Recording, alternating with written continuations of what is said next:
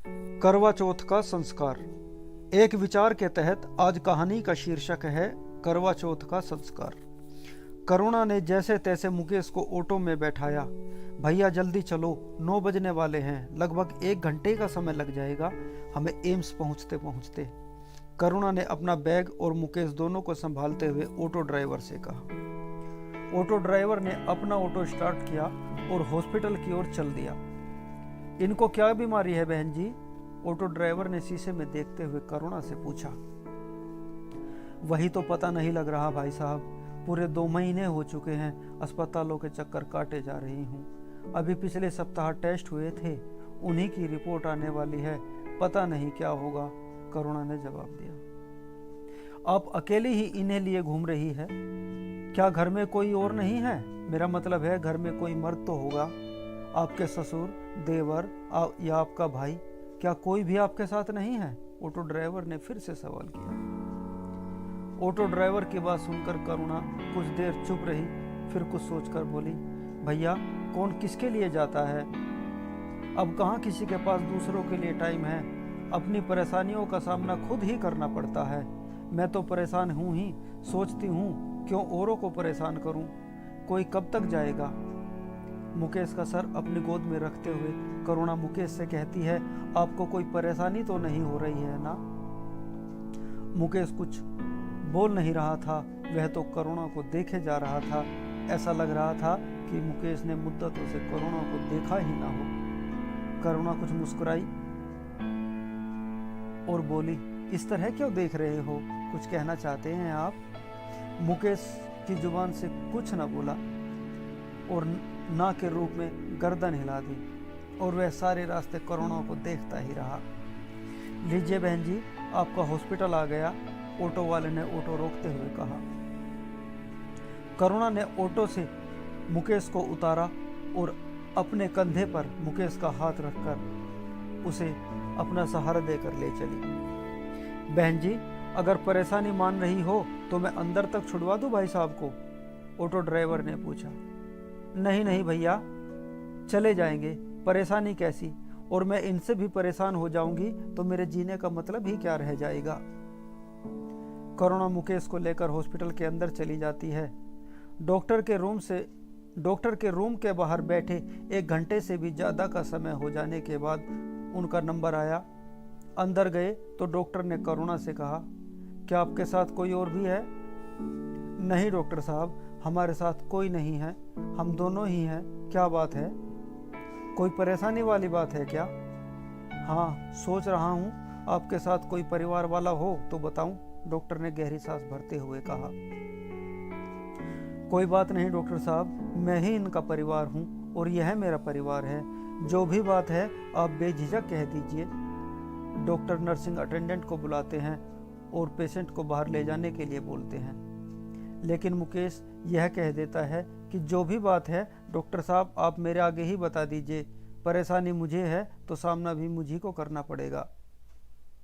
आप बता दीजिए डॉक्टर साहब। मुकेश के लाख विनती करने के बावजूद भी डॉक्टर उसकी बीमारी के बारे में उसे नहीं बताते। करुणा मुकेश को बाहर की सीट पर बैठा देती है और वह अंदर डॉक्टर के कमरे में चली जाती है। डॉक्टर करुणा से कहते हैं कि आपके पति कैंसर की 3rd स्टेज में हैं, उनका बचना नामुमकिन है, ज़्यादा से ज़्यादा 2 महीने या 3 महीने यह जिंदा रह पाएंगे। बेहतर होगा आप उन्हें यहाँ शहर के वातावरण से दूर गांव में ले जाएं, क्योंकि अब इनके ऊपर पैसा लगाने का कोई फायदा नहीं है। डॉक्टर की बात सुनकर जैसे करुणा के पैरों के नीचे से जमीन निकल गई। वह बैठी रह गई। कुछ देर बैठने के बाद वह बाहर आई और सोचने लगी कि मुकेश को क्या जवाब दूं। वह जाते ही पूछेंगे अपनी बीमारी के बारे में। पिछले कई महीनों से करुणा अपने पति को इस अस्पताल से उस अस्पताल में लिए घूम रही थी। उसे उम्मीद थी कि वह अपने पति का इलाज कर उन्हें ठीक कर लेगी, लेकिन अब तो सारी उम्मीदें खत्म हो चुकी हैं। वह अपनी आंखों से आंसू पूछती है और मुकेश के पास आती है। मुकेश करुणा का चेहरा देखता है तो वह समझ जाता है कि डॉक्टर ने कोई गंभीर बीमारी बताई है। वह करुणा से पूछता है, क्या बताया डॉक्टर ने? क्या बीमारी निकल कर आई रिपोर्ट में? मुकेश के सवालों का जवाब करुणा के पास था, लेकिन वह कैसे बताए कि उसकी दुनिया उजड़ने वाली है। बताओ करुणा, चुप क्यों हो? बताओ ना, मैं तुमसे कुछ पूछ रहा हूँ करुणा। आपको कुछ बीमारी नहीं है, यह डॉक्टर पागल हो गया है।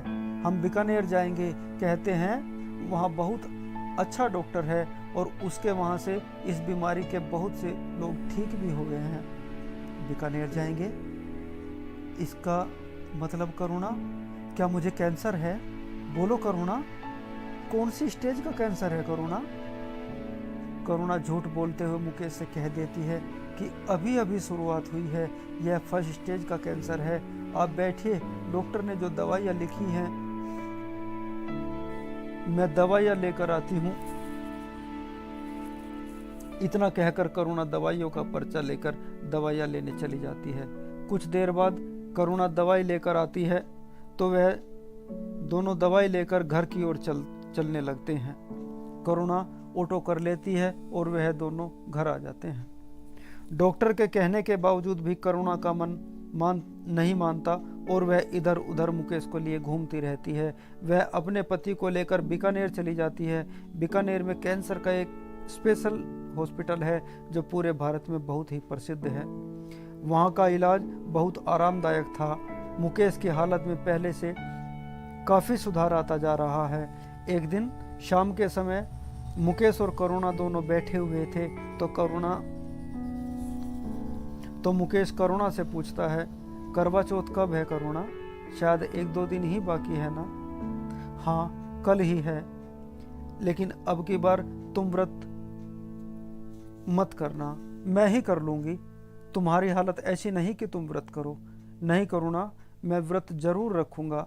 पिछले कई साल से व्रत रखता आ रहा हूँ, कैसे छोड़ दूँ वह व्रत जिन्हें करने के बाद मुझे तुम्हारे जैसी पत्नी मिली। मैं बड़े भाग वाला हूँ जो मुझे तुम्हारे जैसी पत्नी मिली। तुम हमेशा मेरे साथ भाई की तरह कंधे से कंधा मिलाकर चलती रही। हमारी शादी के कारण मेरे परिवार वालों ने मुझसे रिश्ता तोड़ दिया और तुम्हारे परिवार वालों ने तुमसे रिश्ता तोड़ दिया। तुम एक बहुत संपन्न परिवार की लड़की हो, इसके बावजूद भी तुम मेरे साथ पिछले कई सालों से इतने अभाव में रह रही हो। मैं तुम्हारे लिए कुछ न कर पाया, जीवन में तुम्हें कोई सुख न दे पाया।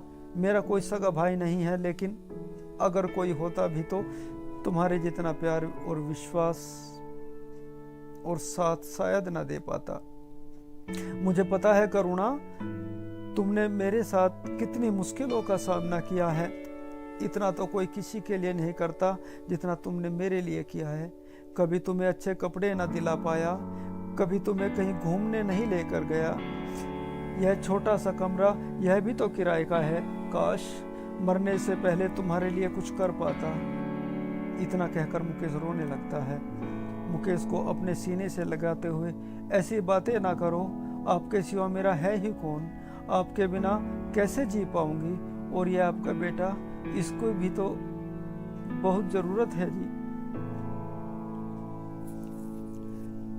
हम दोनों अनाथ हो जाएंगे आपके बिना। मरने की बात करते हो, मुझे किसके सहारे छोड़कर जाने की बात करते हो? इतना कहकर करुणा रोने लगती है। मेरी एक बात मानोगी करुणा? मेरे मरने के बाद तुम शादी कर लेना और मेरे चिता को अग्नि तुम अपने हाथों से देना, क्योंकि मेरा सब कुछ तुम ही हो। दोनों एक दूसरे के गले लग कर रोने लगते हैं। दोनों बातें करते रहते हैं और दिन निकल जाता है। करुणा कहती है, आज मेरे सुहाग का त्योहार है, आज के दिन ऐसे बातें ना करो। चलो देखो दिन निकल गया है, आज हम दोनों का व्रत है। मैं नहा लेती हूँ, हटो ना, उठो, देखो दिन निकल गया। करुणा पुकारती रहती है, लेकिन मुकेश है कि सुनने का नाम ही नहीं ले रहा। करुणा मुकेश का चेहरा अपने हाथों से उठाती है तो वह देखती है इस त्योहार का उसके लिए कोई मायने ना रहा। वह जोर जोर से रोने लगती है, कभी मुकेश से लिपटकर तो कभी अपने छोटे से बेटे को अपने सीने से लगाकर।